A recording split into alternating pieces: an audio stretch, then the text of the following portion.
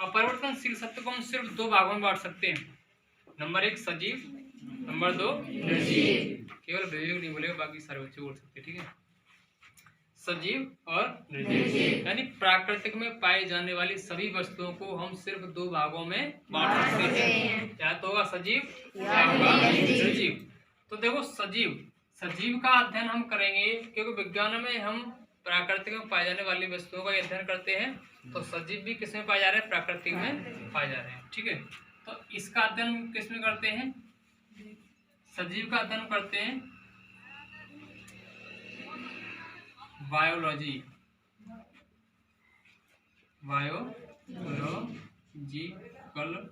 Science, SCIENCE। इसे कहते हैं जैविकीय विज्ञान। क्या कहते हैं? जैविकीय विज्ञान।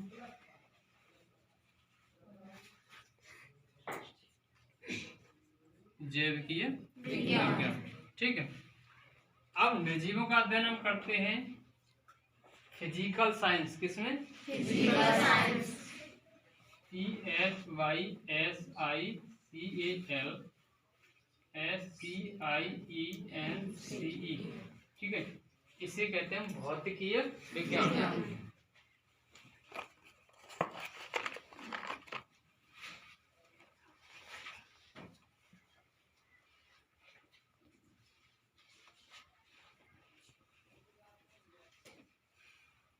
भौतिकीय विज्ञान। अब देखो, अब जैविक विज्ञान की भी आपकी दो शाखाएं।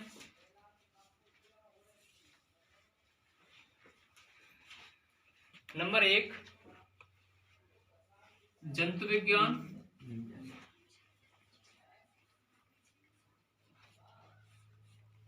अंग्रेजी में कहते हैं जूलॉजी।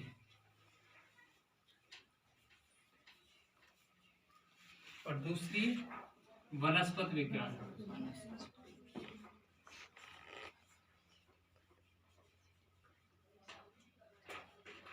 और वनस्पति विज्ञान को अंग्रेजी में क्या कहते हैं? बॉटनी।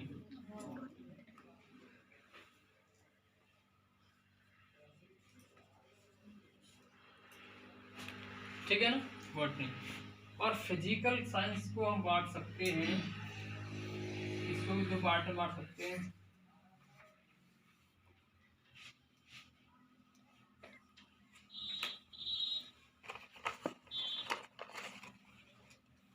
एक हो जाएगा आपका भौतिक विज्ञान,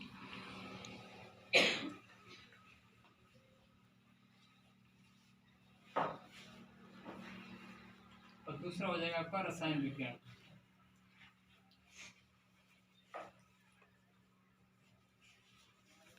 इसको अंग्रेजी केमिस्ट्री कहते हैं, और इसको कहते हैं फिजिक्स। ठीक है। देखो, इससे पहले मैं आपको क्या क्या पढ़ा चुका हूँ कि विज्ञान कितने प्रकार की दो भागों में बांटा है विज्ञान को, सत्य विज्ञान और छद्म विज्ञान। सत्य विज्ञान और छद्म विज्ञान।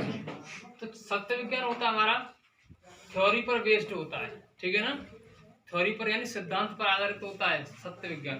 तो सत्य विज्ञान ने पढ़ा था कि सत्य क्या होता है? अपरिवर्तनशील सत्य होता है, ठीक है। और इस दुनिया में अपरिवर्तनशील सत्य सिर्फ क्या क्या है? सजीव और निर्जीव। सजीव को नहीं बदला जा सकता, सजीव निर्जीव को नहीं बदला जा सकता। इस दुनिया में जितनी भी वस्तुएं हैं तो वो दो ही प्रकार की तो हैं, या तो सजीव होंगी या निर्जीव होंगी या नहीं होंगी। तो विज्ञान में हम सिर्फ दो ही ऐसी वस्तुएं हैं जिनका हम अध्ययन करते हैं, या तो सजीव है या फिर निर्जीव। अब सजीव वस्तु का अध्ययन हम किसमें करते हैं? बायोलॉजिकल साइंस में करते हैं, जिसे हम जैविक विज्ञान कहते हैं, ठीक है। अब जैविक विज्ञान की भी आपकी दो शाखा होती है, जंतु विज्ञान और वनस्पति विज्ञान। और निर्जीव वस्तुओं की भौतिकी विज्ञान में हम इसका अध्ययन करते हैं। भौतिक विज्ञान भी आपकी दो प्रकार की, भौतिक विज्ञान और रसायन विज्ञान। आपको पता है द्रव्य का और ऊर्जा का संबंध किसमें तक सकते हैं? भौतिक विज्ञान में। और द्रव्य का अध्ययन किसमें करते हैं? रसायन विज्ञान में करते हैं। पदार्थ आपने पढ़ा, कक्षा 9 में पढ़ा, हमारे आसपास के बाद पहला चैप्टर था, केमिस्ट्री में पढ़ा था, ठीक है ना। वो सिर्फ द्रव्य कहते हैं पदार्थ को। तो ये जो निर्जीव वस्तुएं होती है तो उनका ये दो शाखाओं में अध्ययन करते हैं, और सजीव जो वस्तुएं होती है वो जंतु विज्ञान और वनस्पति विज्ञान है। अच्छा, जंतु विज्ञान में किसका अध्ययन करते हैं हम? जंतु विज्ञान में किसका अध्ययन करते हैं? जीव जंतुओं का। किसका? जीव जंतुओं का। जीव जंतुओं का अध्ययन, ठीक। और वनस्पति विज्ञान में पेड़ पौधों का, ठीक है, पेड़ पौधों का अध्ययन।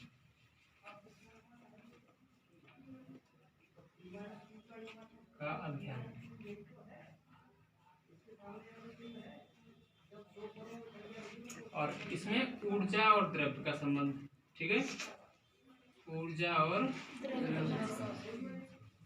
द्रव्य में संबंध, ठीक। और इसमें द्रव्य का अध्ययन, द्रव्य का अध्ययन, ठीक। इतनी चीज ये होती है, ठीक है। रोक दो। अभी हमने ब्रह्मांड में पाई जाने वाली सही वस्तुओं को 2 रूपों में बांटा। कितने रूपों में? 2 रूपों में बांटा।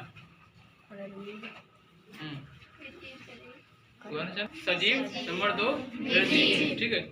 तो सजीव का अध्ययन हम यहाँ पे क्या है? सजीवों के लिए, यानी हम इसमें सजीवों के लिए हमने लिखा है, यहाँ पे क्या लिखा है? सजीवों का अध्ययन हम जीव विज्ञान में करते हैं। सजीवों का अध्ययन हम किस में करते हैं? जीव विज्ञान। अभी बता था मैंने आपको, सजीवों का अध्ययन हम जीव विज्ञान में करते हैं।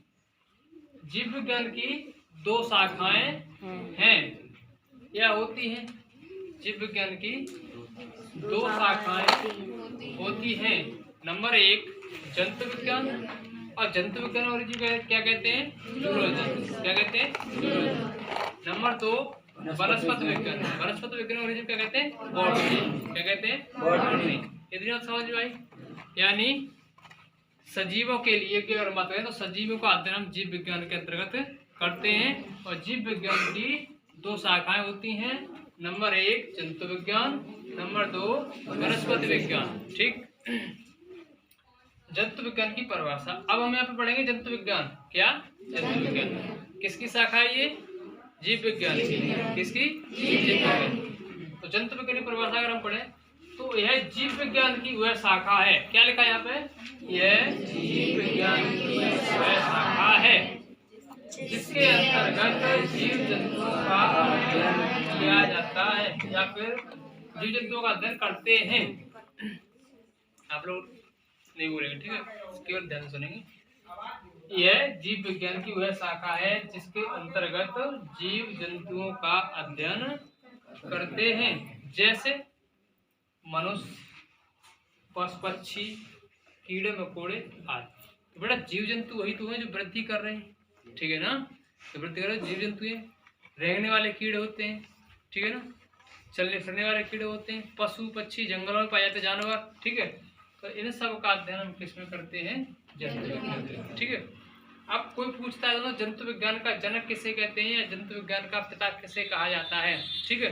तो आप बताएं किसको? अरस्तु। तो जंतु विज्ञान का जनक अरस्तु को कहा जाता है। इतनी सी बात आपको याद रखनी, रखी रहेगी ना, ठीक है ना। परिभाषा तो वनस्पति विज्ञान की परिभाषा है, यह जीव विज्ञान की वह शाखा है जिसके अंतर्गत पेड़ पौधों का अध्ययन किया जाता है या अध्ययन करते हैं, ठीक है। एक ही बात है, यह जीव विज्ञान की वह शाखा है जिसके अंतर्गत पेड़ पौधों का अध्ययन किया जाता है। किसमें?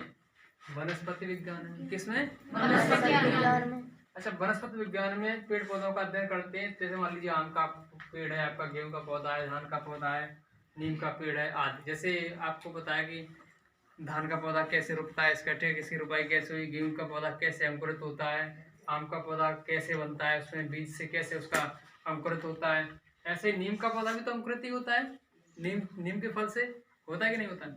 पहले छोटा पौधा होता है, फिर धीरे धीरे वो क्या करता है? वृद्धि करता है, और धीरे धीरे क्या होता है? बड़ा होता है, क्योंकि वो कैसा है? सजीव है। तो सजीव तो वृद्धि करते ही करते हैं, ठीक है। अब यहाँ पे एक चीज और मैं लिख रहा हूँ, वनस्पति विज्ञान का जनक। वनस्पति वनस्पति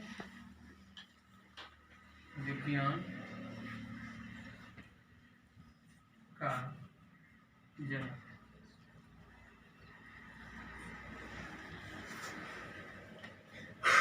वनस्पति विज्ञान का जनक थियोफ्रेस्टस। थियोफ्रेस्टस,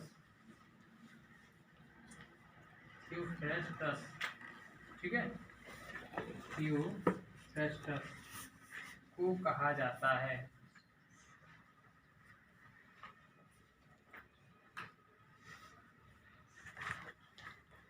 वनस्पति विज्ञान का जनक थियोफ्रेस्टस को कहा जाता है, ठीक है। या फिर कोई वनस्पति विज्ञान का पिता किसे कहा जाता है, तो वनस्पति विज्ञान का पिता थियोफ्रेस्टस को कहा जाता है। अब देखो सारे बच्चे, अब हम यहाँ पढ़ रहे हैं निर्जीवों के लिए। किसके लिए? निर्जीवों का अध्ययन भौतिकी विज्ञान के अंतर्गत करते हैं। इसकी कितनी शाखाएं? 2 शाखाएं।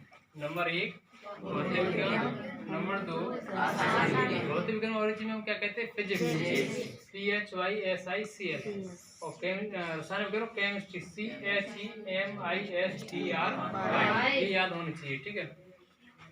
उसके बाद हम भौतिक विज्ञान की डेफिनेशन की अगर हम बात करें, तो भौतिक विज्ञान की परिभाषा, तो यह विज्ञान की वह शाखा है, ये भी तो विज्ञान की शाखा है, ठीक है। यह विज्ञान की वह शाखा है जिसके अंतर्गत द्रव्य एवं ऊर्जा के अंतर संबंधों का अध्ययन किया जाता है। अब द्रव्य एवं ऊर्जा के अंतर संबंधों का अध्ययन, तो यहाँ पे समझो द्रव्य क्या होता है। द्रव्य क्या होता है?